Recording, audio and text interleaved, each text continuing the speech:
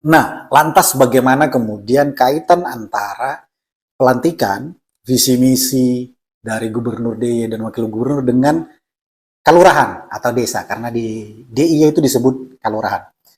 Nah, tentu kita berharap, gitu ya. Kami dari Desa Bicara juga berharap RPJMD Provinsi DIY tahun 2022-2027 bisa terhubung dengan RPJM kelurahan atau desa, sehingga upaya reformasi kelurahan yang dimaksudkan dapat diaplikasikan di tingkat kelurahan di seluruh DIY.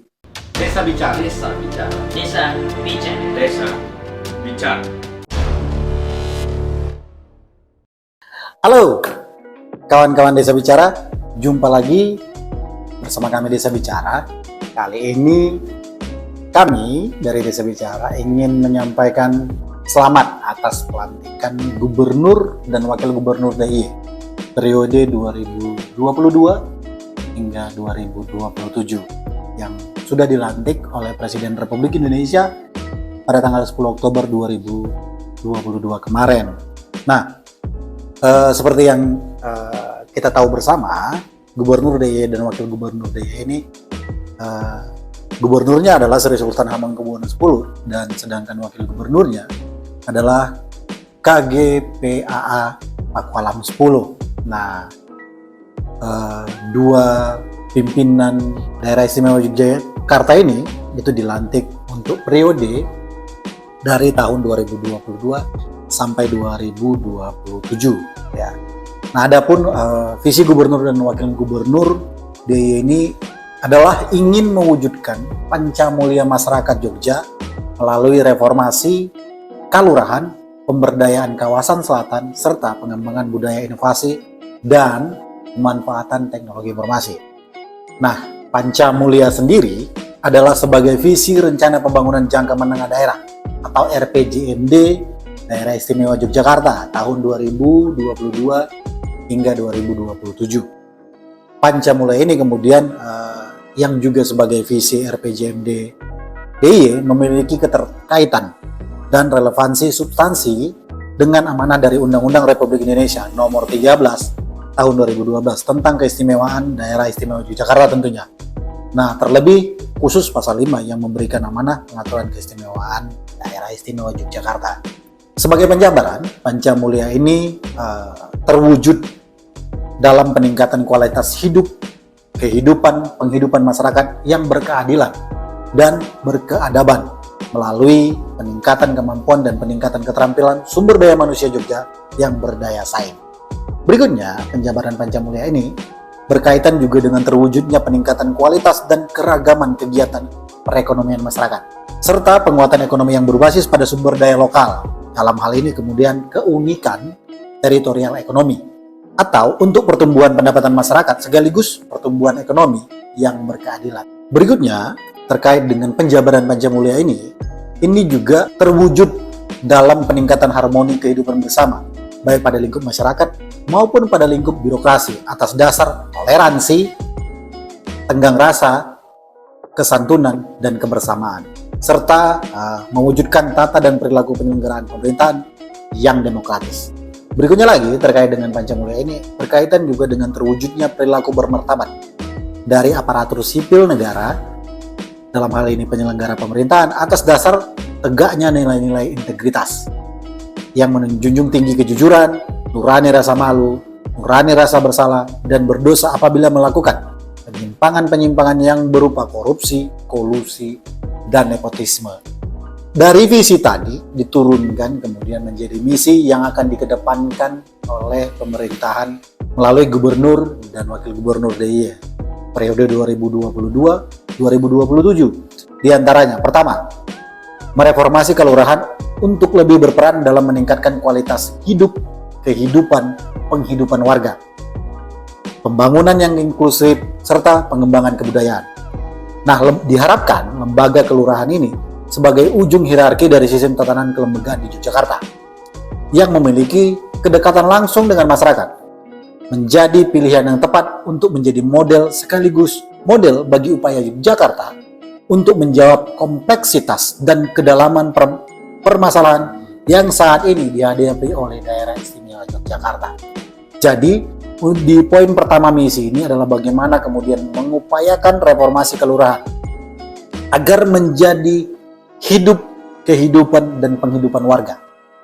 Tentu bersifat inklusif serta mengembangkan kebudayaan. Itu yang pertama. Nah, misi yang kedua berkaitan dengan memberdayakan kawasan selatan dengan mengoptimalkan dukungan infrastruktur, peningkatan kapasitas sumber daya manusia, dan perlindungan atau pengelolaan sumber daya setempat. Nah, tentu kita tahu di wilayah misalkan Kulon Progo terdapat 18,38% masih ada penduduk yang miskin. Sementara di Bantul ada 14,04%. Di Gunung Kidul sendiri terdapat 17,6% masyarakat yang masih miskin gitu ya. Meski demikian, pembangunan kekhususan teritorial ini tidak hanya difokuskan di kawasan selatan saja, melainkan juga menyeluruh ke kawasan tengah dan kawasan utara. Ibarat kepala, badan, dan kaki, maka Yogyakarta harus dibangun secara menyeluruh dan utuh. Nah, mungkin di poin kedua ini memang pemerintah provinsi ingin mendorong bagaimana kemudian wilayah selatan juga didorong pengembangan yang optimal melalui dukungan infrastruktur dan sumber daya manusia gitu ya. Karena wilayah utara sudah mulai berkembang, jauh lebih berkembang. Timur juga sudah mulai ada perkembangan, dan juga apalagi di barat gitu ya, Kulon Progo sedang marak-maraknya pengembangan dan pembangunan gitu ya. Nah, berikutnya yang ketiga menjadi misi gubernur dan wakil gubernur itu adalah meningkatkan budaya inovasi dan mengoptimalkan kemanfaatan kemajuan teknologi. Kita tahu bersama teknologi sebagai alat untuk mempercepat transformasi spasial, dalam hal ini kawasan selatan misalkan, serta transformasi kelembagaan, reformasi kelurahan. Nah, transformasi spasial akan mengarah pada penguatan kekhususan wilayah dalam rangka penguatan kehidupan dan penghidupan warga, serta penggunaan dan pemanfaatan teknologi informasi akan mencakup penyediaan infrastruktur informasi, sistem informasi desa, sistem tata kelola dan pengelolaan lahan berbasis teknologi informasi, serta sistem deteksi dini permasalahan-permasalahan alam dan sosial yang dihadapi masyarakat. Nah, di poin ketiga ini memang cukup menarik ketika pengembangan kemajuan teknologi itu dioptimalkan. Tidak hanya untuk kepentingan menyelesaikan persoalan-persoalan di kelurahan atau desa, tapi juga untuk menyelesaikan bagaimana sistem tata kelola dan pengolahan lahan berbasis teknologi. Jadi menarik gitu ya. Nah, keempat tentunya adalah berkaitan dengan melestarikan lingkungan dan warisan budaya melalui penataan ruang dan pertahanan yang baik. Nah, mungkin ini berkaitan dengan melestarikan lingkungan ini, bagaimana kemudian DIY mampu menjaga kualitas alamnya gitu ya. Lingkungan juga berkaitan dengan bagaimana menjaga warisan budaya yang ada di Yogyakarta.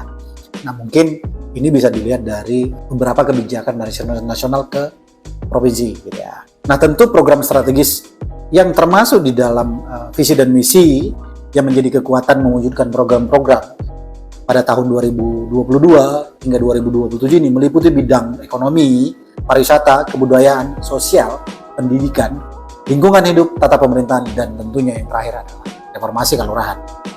Nah, lantas bagaimana kemudian kaitan antara pelantikan visi misi dari Gubernur DIY dan Wakil Gubernur dengan kelurahan atau desa, karena di DIY itu disebut kelurahan.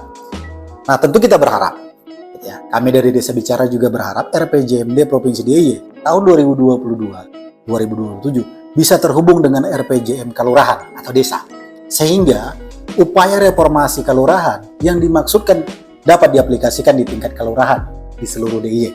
Terlebih, kelurahan di DIY memperoleh dana istimewa yang bersumber dari APBN atau dana IS. Dan juga di samping itu ada dana desa yang juga bersumber dari APBN. Nah, ada keterhubungan yang erat antara visi dan misi gubernur dan wakil gubernur DIY di tahun 2022 hingga tahun 2007 ini dengan apa yang sedang dikembangkan dan dikuatkan oleh kelurahan atau desa-desa di Yogyakarta.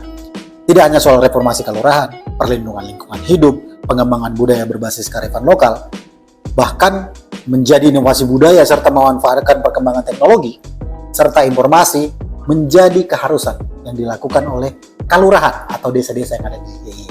Nah, ini cukup menarik. Kami dari Desa Bicara melihat bahwasanya upaya ini bisa kemudian dimanfaatkan Bapak Ibu, Abang Kakak yang sedang kemudian menguatkan kelurahan atau desa-desa di wilayah DIY gitu ya. Nah, maka poin pentingnya menurut kami dari Desa Bicara, bagaimana kemudian visi misi dari gubernur dan wakil gubernur hingga dapat melanjutkan, menjalankan dan mensejahterakan rakyat Jakarta hingga tahun 2027. Tentu misi reformasi kelurahan bisa dipahami sebagai upaya perbaikan kualitas hidup, penghidupan warga di kelurahan. Tanpa adanya perbaikan melalui reformasi kelurahan dan inovasi warga kelurahan, maka ruang-ruang hidup penghidupan tidak akan dapat adil, tidak akan berkelanjutan dan kearifan lokal.